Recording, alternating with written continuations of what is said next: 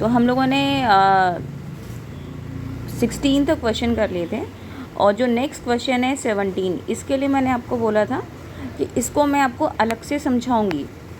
जो ये अभिकथन और कारण वाले प्रश्न हैं, क्योंकि इनको अटेम्प्ट करने का, इनको सॉल्व करने का तरीका बाकी प्रश्नों से थोड़ा सा डिफरेंट होता है, और ये बहुत ही आसान प्रश्न होते हैं। लेकिन अगर हमने इसको ठीक तरीके से नहीं किया तो हमको कोई भी मार्क्स इसका नहीं मिलेगा।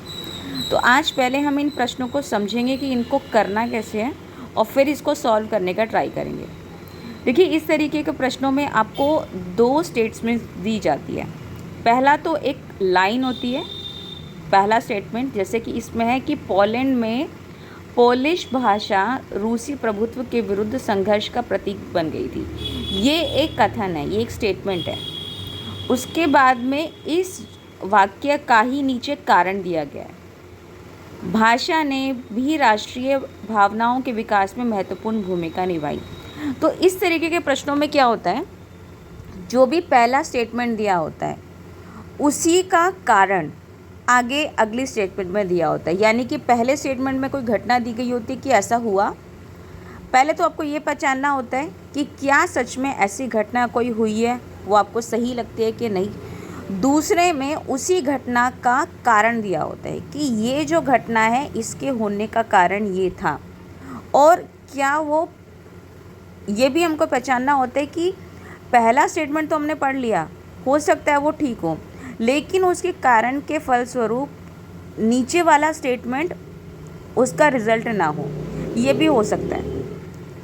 तो हमको दोनों ही स्टेटमेंट को ध्यान से पढ़ना होता है। पहले तो ये चेक करना होता है कि क्या दोनों स्टेटमेंट ठीक है। अगर वो दोनों ठीक हैं तो फिर हमको ये चेक करना होता है कि दूसरी स्टेटमेंट पहली वाली स्टेटमेंट का रिज़ल्ट है, क्या उसी से रिलेटेड है या नहीं। जैसे कि देखिए, इसका आंसर था अभिकथन ए और कारण आ दोनों सही हैं, यानी कि इसके आंसर में दोनों ही स्टेटमेंट ठीक थे, और कारण अभिकथन की सही व्याख्या करता है। यानी कि जो रिज़ल्ट इन्होंने बताया कि जो पहले स्टेटमेंट के फलस्वरूप हुआ वो उसका सच में कारण था। अब हम इस स्टेटमेंट को देखते हैं, इसमें क्या था कि पोलैंड में पोलिश भाषा रूसी प्रभुत्व के विरुद्ध संघर्ष का प्रतीक बन गई थी। तो ये बिल्कुल हुआ था, क्योंकि रूसी एक साम्राज्यवादी देश था। जब हमने ये वर्ल्ड हिस्ट्री हम लोग पढ़ रहे हैं, हमने अपने चैप्टर में पढ़ा था, तो वहाँ पे क्या था, राष्ट्रवाद की भावनाएं उमड़ी थी। तो उन्होंने क्या किया था, अपने देश की भावना को, अपने देश की भाषा को बोलना स्टार्ट कर दिया था ज़्यादा, क्योंकि रूसी भाषाओं ने, रूसी प्रभुत्व ने क्या किया था, अपनी भाषा को ज़बरदस्ती वहाँ पे लागू कर दिया था, वहाँ के स्कूल में, वहाँ के जो भी राजकाज होते थे उन सभी में। तो ये तो स्टेटमेंट ठीक थी, लेकिन क्या जो नीचे वाली स्टेटमेंट है वो पहली वाली स्टेटमेंट का कारण बनी, क्या उसने, उसके रिज़ल्ट में ऐसा कुछ हमको रिलेशन देखने को मिलता है कि नहीं, उसको भी हम देख लेते हैं। भाषा ने भी राष्ट्रीय भावनाओं के विकास में महत्वपूर्ण भूमिका निभाई। तो ये हमको बिल्कुल ठीक लग रहा है, क्योंकि भाषा किसी भी राष्ट्र की पहचान होती है और वो राष्ट्रीय भावनाओं को मजबूत करने में योगदान करती है।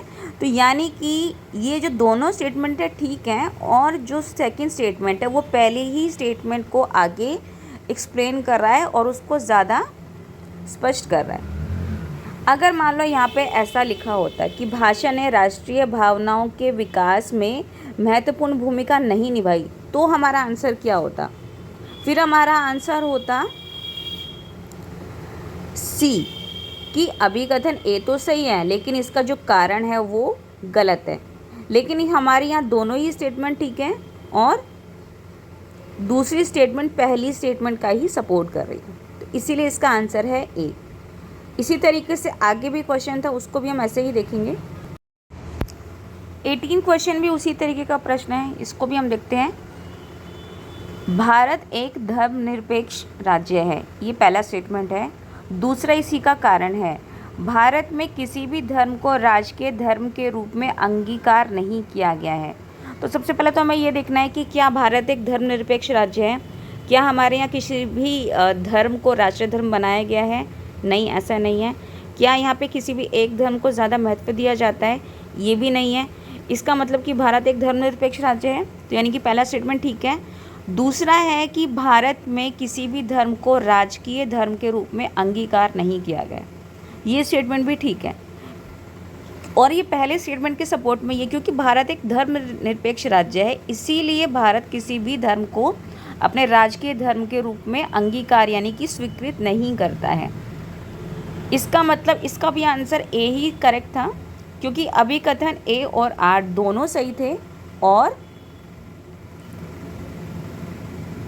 कारण अभिकथन की सही व्याख्या करता है। 19वां प्रश्न देखते हैं। इसमें पहला स्टेटमेंट दिया गया है, जैव विविधता के संदर्भ में भारत काफ़ी समृद्ध देश है। तो ये हमने पढ़ा है ज्योग्राफी में कि भारत में बहुत तरीके के पेड़ पौधे और जानवर हैं। इसका मतलब यहाँ पे जैव विविधता काफ़ी ज़्यादा है, तो ये स्टेटमेंट करेक्ट है। भारत में वन्य जीवों का शिकार प्रतिबंधित नहीं है, तो ये तो बिल्कुल ही रॉन्ग स्टेटमेंट है। आपको पहले भी आपने चैप्टर में पढ़ा होगा कि भारत में किसी भी जानवर का आप शिकार नहीं कर सकते हो। आप उसको पाल सकते हो, कुछ जानवरों को पाल भी सकते हैं, सभी जानवरों को हमको पालना भी अलाउड नहीं है, हम उसको अपने एंटरटेनमेंट के लिए यूज़ नहीं कर सकते हैं, और किसी भी जानवर का शिकार हम नहीं कर सकते, यानी कि ये प्रतिबंधित है। इसका मतलब सेकंड स्टेटमेंट गलत है। तो अब इसके हिसाब से अगर हम अपने आंसर देखें तो पहला तो होगा ही नहीं, क्योंकि दूसरा स्टेटमेंट गलत है। दूसरे बी ऑप्शन में भी सेकंड स्टेटमेंट को सही बताया गया, यानी कि वो भी ऑप्शन गलत होगा। इसका मतलब सी करेक्ट आंसर होगा, क्योंकि अभिकथन ए तो सही है लेकिन आर जो अभिकथन है वो गलत है। इसका मतलब इसका आंसर होगा सी। क्वेश्चन नंबर 20 देखते हैं। इसमें पहला स्टेटमेंट है, भारत एक विकसित देश है। तो भारत एक विकसित देश नहीं है, बल्कि भारत एक विकासशील देश है। अभी भारत को विकसित देश होना बाकी है, तो यानी कि पहला स्टेटमेंट गलत है। दूसरा है, भारत की प्रति व्यक्ति आय 2017 की विश्व विकास रिपोर्ट के अनुसार $1820 प्रति वर्ष है।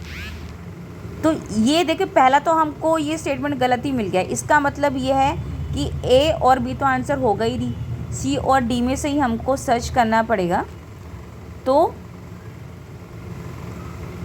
और इसमें देखिएगा, आप सी को भी इसमें करेक्ट बताया गया है, यानी कि अगर हमको नेक्स्ट वाले का हमको डेटा पता भी नहीं कि क्या 2017 की रिपोर्ट के अनुसार ऐसा कुछ हुआ है, तो अगर हमको ये पता भी नहीं है लेकिन हमारे पास एक ही ऑप्शन बच रहा है जिसमें एक ही स्टेटमेंट में कहा गया है कि अभिकथन एक गलत है, बाकी तीनों में ऊपर सही बताया गया है, तो ये हमको अगर एक स्टेटमेंट भी पता है तो भी हम इस क्वेश्चन को कर सकते थे। अगर हमको जो अगला कारण है वो उसका हमको क्लियर डेटा पता भी नहीं है तो भी, तो इसका मतलब इसका आंसर था डी, क्योंकि अभिकथन ए तो गलत ही है और कारण ए सही है, तो इसका आंसर था जी। इसको हमको ऐसे ही अटैम्प्ट करना था।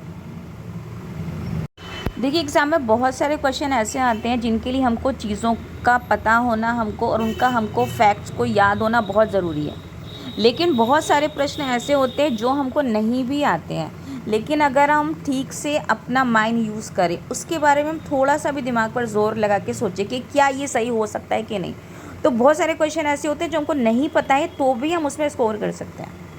तो ये भी इसी तरीके का एक प्रश्न था। तो आई होप आपको ये वाले जो क्वेश्चन थे अभिकथन और कारण वाले, इसको सही तरीके से सॉल्व करना आया होगा। अभी हम नेक्स्ट देख लेते हैं प्रश्न को। ये 2 नंबर वाले प्रश्न थे। गठबंधन सरकारों ने सत्ता में साझेदारी और राज्य सरकारों की स्वायत्तता की नई संस्कृति को जन्म दिया है। कथन के समर्थन में तर्क दीजिए। तो देखिए बच्चे, इसमें पहले तो हमको प्रश्न को ही समझना पड़ेगा। अगर हमने प्रश्न को ही नहीं समझा तो हम इसका उत्तर दे ही नहीं पाएंगे, और ये भी बहुत आसान सा प्रश्न था। पहले हमको ये पता होना चाहिए गठबंधन सरकार क्या होती है। गठबंधन सरकार वो सरकार होती है जिसमें 2 या 2 से ज़्यादा दल मिलकर सरकार बनाते हैं, क्योंकि कोई भी एक सरकार को बहुमत नहीं मिला होता है। तो इससे आपको क्या लगता है कि सत्ता में साझेदारी बढ़ती होगी और राज्य सरकारों की स्वायत्तता का मतलब होता है जो भी इंडिपेंडेंट होते हैं, यानी कि अपने अनुसार काम कर सकते हैं। तो राज्य सरकारों की स्वायत्तता की नई संस्कृति को जन्म दिया है। क्या आपको ऐसा लगता है कि एक पार्टी ने अगर क्लियर बहुमत उसको नहीं मिला है, 2-3 अलग अलग पार्टीज़ ने मिलकर गठबंधन की सरकार बनाई है, क्या उससे सत्ता में साझेदारी और जो राज्यों में सरकारें हैं उनकी इंडिपेंडेंस में, यानी कि उनको कार्य करने में जो उनको स्वतंत्रता चाहिए होती है उसमें उनको बढ़ावा मिला है? क्या आपको ऐसा लगता है? अगर आपको ऐसा लगता है तो आपको इसके समर्थन में रीज़न्स देने हैं। इसका मतलब ये कि अगर किसी एक भी सरकार को अगर बहुमत नहीं मिला, यानी कि काफ़ी सारे दल मिलके सरकार बना रहे हैं, जब काफ़ी सारे दल मिलके सरकार बनाते हैं तो उसके कुछ फ़ायदे और नुकसान भी होते हैं। तो उसमें हमको फ़ायदे, इस क्वेश्चन में हमसे पूछा गया कि क्या उस संस्कृति को बढ़ावा मिला है। तो अगर इसके तर्क में हम देखें तो देखिए, जब भी एक से ज़्यादा लोग मिलकर कार्य करेंगे, यानी कि एक पार्टी को पावर नहीं है, काफ़ी सारी जो पार्टीज़ हैं वो मिलकर सरकार बना रही हैं, यानी कि एक ही पार्टी अपनी मनमानी नहीं कर सकती है, क्योंकि बहुत सारी पार्टीज़ ने मिलकर सरकार बनाई है। तो इसका मतलब सरकार को सबकी ही बातें सुननी पड़ेंगी, और सबकी बातें सुननी पड़ेंगी तो इससे क्या होगा कि केंद्र सरकार में क्षेत्रीय दलों की भागीदारी बढ़ेगी। दूसरा, इससे क्या होगा, राज्य सरकारों को मनमाने ढंग से भंग करना मुश्किल हो जाएगा, क्योंकि राज्य सरकारों की जो भागीदारी है वो केंद्र सरकार में बढ़ेगी ही। तो एक पार्टी को बहुमत नहीं है, इसका मतलब उनको सबकी बातें सुननी पड़ेंगी। तो कभी कभी क्या होता है कि राज्य सरकारों को भंग कर दिया जाता है बहुत सारे रीजंस लगा के, कानूनी रूप से, और कई बार वो सरकारें, केंद्र सरकार अगर उनके पास ज़्यादा पावर है तो कई बार वो मनमाने ढंग से भी कार्य करने लगती हैं। तो वो जो मनमाना ढंग है वो कम हो जाएगा, क्योंकि बहुत सारे पार्टीज़ की उनको बात सुननी पड़ेंगी, दलों की बात सुननी पड़ेंगी, क्योंकि अगर उन्होंने सबकी बात नहीं सुनी और सबके साथ मिलकर कार्य नहीं किया तो उनकी अपनी ही सरकार ठीक से काम नहीं कर पाएगी और हो सकता है वो ही सरकार गिर जाए। इसलिए इसने नई संस्कृति को बढ़ावा दिया। तो हमको कोई भी 2 रीज़न्स लिखने थे। इसके अलावा भी अगर आपको कोई और रीज़न्स लगते तो आप उनको भी लिख सकते थे। इसके बाद क्वेश्चन था, इसमें ऑप्शन था, आपको 21 में 2 ऑप्शन दिए गए थे, कोई सा भी एक करना था। इसी का दूसरा ऑप्शन था, संघवाद की किन्हीं भी 2 विशेषताओं का वर्णन कीजिए। तो संघवाद क्या होता है? जब बहुत सारे राज्य मिलकर एक राष्ट्र बनाते हैं या एक केंद्र सरकार बनाते हैं, या बहुत सारे राज्य मिलकर अपनी संस्कृति को मानते हुए अपने आप को एक राष्ट्र के में ही समर्पित करते हैं। जैसे कि हमारे यहाँ बहुत सारी संस्कृतियाँ हैं, पंजाब की अलग संस्कृति है, उत्तर प्रदेश की अलग है, बिहार की अलग है, महाराष्ट्र की अलग है। उसके बाद में भी हमारा राष्ट्र एक है, क्योंकि हमारा राष्ट्र क्या है, राज्यों का संघ है। तो संघवाद की क्या विशेषताएं होंगी? सबसे पहले तो इसकी यही विशेषता होगी कि इसमें बहुत सारी संस्कृतियाँ होती हैं। दूसरा क्या होगा, यहाँ पे 2 से ज़्यादा स्तरों पर सरकारें होंगी, क्योंकि एक तो केंद्र सरकार होगी ही होगी, दूसरी कौन सी सरकार होगी, राज्य सरकारें भी होंगी, क्योंकि संघवाद है, इसका मतलब राज्य सरकार राज्यों से मिलके ही संघ बनेगा, तो 2 लेवल की सरकारें तो होंगी ही। इसके अलावा अधिकारों का स्पष्ट वर्णन संविधान में दिया गया होगा, क्योंकि देखो 2 तरीके की सरकारें कार्य कर रही हैं, तो सभी सरकारों को अपने अपने अधिकार और अपने अधिकार क्षेत्र भी पता होंगे, और किसी भी विवाद से बचने के लिए इनको संविधान में स्पष्ट रूप से दिया जाएगा, ताकि जब भी कभी विवाद हो तो हम या सरकार संविधान में उसका उपाय या उसके बारे में जो भी कानून है वो देख सकें और उनके बीच में विवाद नहीं हो। यानी कि अधिकारों का, अधिकार क्षेत्र और अधिकारों को स्पष्ट रूप से संविधान में उनका वर्णन किया जाता है। इसके अलावा न्यायपालिका की भी भूमिका होती है, जैसे हमारे देश में भी न्यायपालिका स्वतंत्र है सरकार से कार्य करने की, तो न्यायपालिका भी संघवाद की ही एक विशेषता है। उसके अलावा क्या होगा, आय का निश्चित क्षेत्र कोई भी स्रोत होगा। सरकार अपने लिए, क्योंकि सरकार को भी अपने को कार्य करने के लिए उसको आय चाहिए, तो वो अपने आय के लिए अपने स्रोतों को निश्चित करेगी। जैसे हमारे यहाँ भी आपने देखा होगा कि सरकार इनकम टैक्स लेती है। सरकार 2 तरीके के टैक्स हमारे यहाँ लगाती है, डायरेक्ट टैक्स लेती है इनकम टैक्स के रूप में, और चीज़ों पर भी टैक्स लगाती है, क्योंकि सरकार को भी अपना कार्य करने के लिए पैसा चाहिए और सरकार को लोगों के लिए कार्य करने के लिए भी पैसा चाहिए। तो इसका मतलब उसको अपने आय के स्रोतों को भी डिफाइन और निश्चित करना पड़ेगा। उसके साथ में ही उसको राज्यों को भी उनको कार्य करने के लिए, उनके कार्य करने के लिए भी उसको आय का इंतज़ाम करना पड़ेगा, क्योंकि जो केंद्र सरकार होती है उसको राज्यों में भी कार्य करना ही होगा। तो ये सारी चीज़ें विशेषताएं होती हैं संघवाद की। मैंने आपको काफ़ी सारे ऑप्शन बताए थे और ये 2 नंबर का क्वेश्चन था, तो आपको इसमें कोई भी 2 विशेषताएं लिखनी थी। इसके बाद एक क्वेश्चन था जिसको करने में मुझे लगता है कि काफ़ी लोगों को डिफ़िकल्टी आई, क्योंकि उनको इसका मतलब ही समझ नहीं आया। 22 क्वेश्चन का ये जो क्वेश्चन था, इसको करने के लिए पहले आपको नारीवादी शब्द का अर्थ पता होना चाहिए था। अगर इसका अर्थ पता नहीं होगा तो इसके बारे में हम कुछ भी लिख के आ जाएंगे, और एग्ज़ाम में कुछ भी लिखने पर मार्क्स नहीं मिलते हैं। आपको सही आंसर लिखेंगे उसी के मार्क्स मिलेंगे, और सही शब्दों में लिखेंगे। तो देखिए, कोई भी जो वाद होता है, जैसे यहाँ पे नारीवाद है, नारी शब्द का अर्थ तो आप सबको पता ही होगा। नारी शब्द का अर्थ होता है औरत या वुमेन, इंग्लिश में बोलते हैं।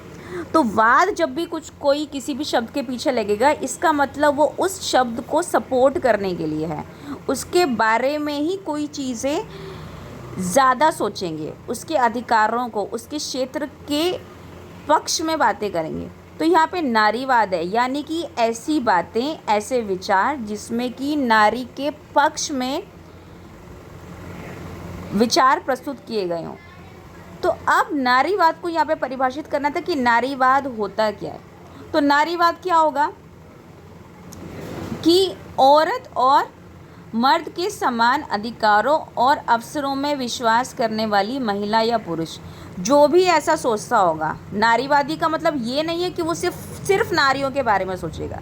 नारीवादी का अर्थ ये होगा कि वो मर्द के या पुरुष के बराबर ही नारी को समझेगा, और जितने अधिकार पुरुषों के होते हैं उतने ही अधिकारों के मांग के लिए औरतों के अधिकारों के लिए भी वो मांग करेंगे। जैसे कि पहले आपने पढ़ा है कि औरतों को वोट करने का अधिकार नहीं था, तो उन्होंने इस चीज़ के लिए आवाज़ उठाई, एक आंदोलन चलाया था, सफ़रेज आंदोलन। फ्रांस में चला काफ़ी, उसके बाद और देशों में भी चला, जिसमें कि नारी को, औरतों को वोट देने का, यानी कि सरकार में भागीदार करने का, प्रतिभाग करने का अधिकारों के लिए उन्होंने मांग की। उन्होंने ये नहीं कहा कि सिर्फ नारी को अधिकार चाहिए, उन्होंने बोला कि ये अगर पुरुषों का अधिकार है तो हमें भी मिलना चाहिए। तो इसका अर्थ क्या हुआ कि नारी और पुरुषों को समान समझना, और दोनों के ही अधिकार और कार्य करने के समान अवसर होना, और ऐसी विचारधारा पर विश्वास करने वाला कोई भी महिला या कोई भी पुरुष। और वो क्या हो सोचेगा, सार्वजनिक जीवन में महिलाओं के अधिकार और महिलाओं की जो भूमिका है उसको बढ़ाने के बारे में सोचेंगे।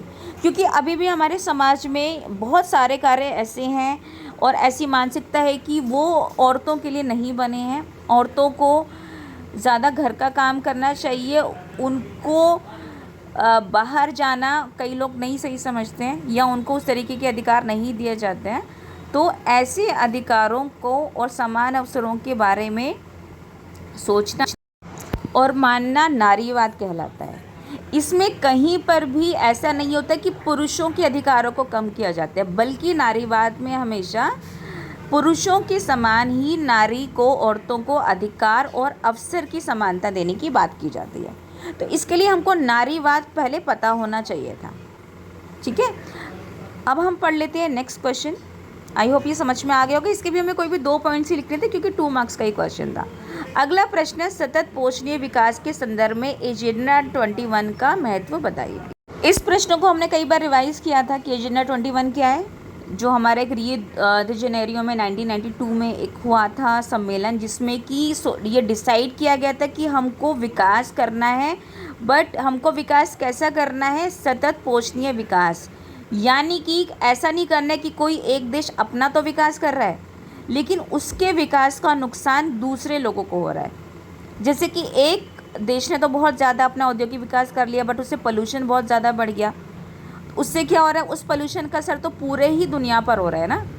या किसी देश में बहुत ज़्यादा पेड़ काटे जा रहे हैं, या पानी को, समुद्र को गंदा किया जा रहा है, तो उसका असर तो पूरे ही विश्व पर पड़ेगा। यानी कि एक देश का विकास तो हो रहा है, बट बाकी देशों का उसको नुकसान हो रहा है। तो सतत पोषणीय विकास क्या डिसाइड किया गया था एजेंडा 21 में, कि इस तरीके से सभी देशों का विकास करने की कोशिश करनी है जो सतत पोषणीय विकास हो, जिससे कि किसी और को नुकसान नहीं हो। इस तरीके से विकास करना है कि अपना तो विकास हो और साथ में दूसरों का भी हो।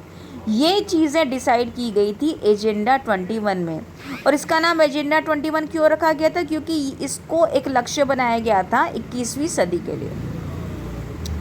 तो ये हमको बताना था और इसके लिए हमें कुछ पॉइंट्स लिखने थे कि क्या इसकी विशेषताएं थी। तो यही इसकी पहली विशेषताएं थी जिसको मैंने आपको अभी बताया कि पर्यावरण को बिना नुकसान पहुंचाए हुए और भविष्य की आवश्यकताओं का स्थान रखते हुए विकास करना।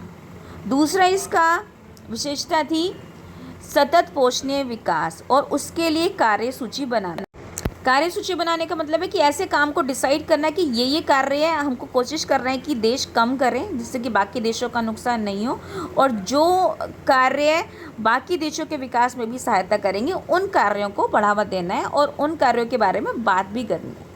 और क्या था इसके अलावा? इसमें विश्व सहयोग के द्वारा पर्यावरण क्षति यानी कि पर्यावरण का नुकसान, गरीबी और रोगों से निपटना, ये सारी चीज़ें इसकी विशेषताएं थी। इसमें खाली पर्यावरण के बारे में ही नहीं सोचा गया था बल्कि गरीबी, क्योंकि गरीबी भी असर डालती है पूरे विश्व के विकास में। कुछ देश बहुत गरीब हैं और कुछ देश बहुत अमीर हैं, तो यानी कि मिलके पूरे विश्व का विकास करना है। और रोग भी बहुत ज़्यादा अगर किसी देश में है वहाँ पे मृत्यु दर ज़्यादा है, तो जिन देशों में चिकित्सा की ज़्यादा सुविधाएं हैं या उन्होंने ज़्यादा दवाइयाँ खोजी हैं या उनके पास फैसिलिटीज़ हैं, तो बाकी देशों की भी सहायता करें। यानी कि हर क्षेत्र में विकास इस तरीके से करना है कि वो विकास पूरे विश्व का विकास माना जाए। तो इसमें भी मैंने आपको काफ़ी सारे पॉइंट्स बताए हैं, कोई भी 2 पॉइंट्स को आपको इसमें लिखना था। नेक्स्ट क्वेश्चन था, ये थोड़ा सा करते समय बच्चे कंफ्यूज हुए हैं, इसको मैं आपको नेक्स्ट वीडियो में डिस्कस करूँगी क्योंकि इसको एक्सप्लेन करना बहुत ज़रूरी है। ठीक से एक्सप्लेन, हमको ये क्वेश्चन समझ में आना चाहिए कि इस क्वेश्चन में हमसे एक्चुअली पूछा क्या गया था। तो इसको मैं आपको नेक्स्ट वीडियो में एक्सप्लेन करूँगी। अभी तक मैंने इस वीडियो में जो भी प्रश्न आपको एक्सप्लेन किए हैं, अगर उनमें आपको कोई भी डाउट है तो प्लीज़ आप मेरे को हमेशा पूछिए, कोई भी डाउट है, क्योंकि इन प्रश्नों को समझना हमको बहुत ज़रूरी है। इस जो ये वीडियो की सीरीज़ है इसमें मैं यही समझाने की कोशिश कर रही हूँ कि हमको क्वेश्चन को पहले तो समझना कैसे है और उसका आंसर कैसा और कितना लिखना है। हमको सिर्फ याद करने से ही चीज़ें एग्ज़ाम में मार्क्स नहीं मिलेगा, हमको क्वेश्चन को पढ़ना, समझना और सही तरीके से उत्तर देना आना चाहिए। तो किसी भी प्रश्न में आपको करने में कोई भी दिक्कत आई हो या कोई प्रश्न समझ में नहीं आया हो, या अगर आप चाहते हैं कि उस प्रश्न को मैं दोबारा से एक्सप्लेन करूं, तो आप प्लीज़ कमेंट्स में लिख के मुझे बताइए, मैं उसको नेक्स्ट वीडियो में और भी बेहतर तरीके से क्लियर करने का, ये समझाने की कोशिश करूँगी। तो आप प्लीज़ इन पॉइंट्स पे ध्यान दीजिए। और जो ये नेक्स्ट क्वेश्चन है 24, इसको मैं नेक्स्ट वीडियो में और ज़्यादा एक्सप्लेन करूँगी क्योंकि ये इस वीडियो में कवर नहीं हो पाएगा और इसको हमको थोड़ा और बेहतर तरीके से इस तरीके के प्रश्नों को समझना ज़रूरी है। तो इस वीडियो के लिए इतना ही। कोई भी आपको क्वेरी है, क्वेश्चन है, डाउट है तो प्लीज़ आप मुझे लिखकर बताइए।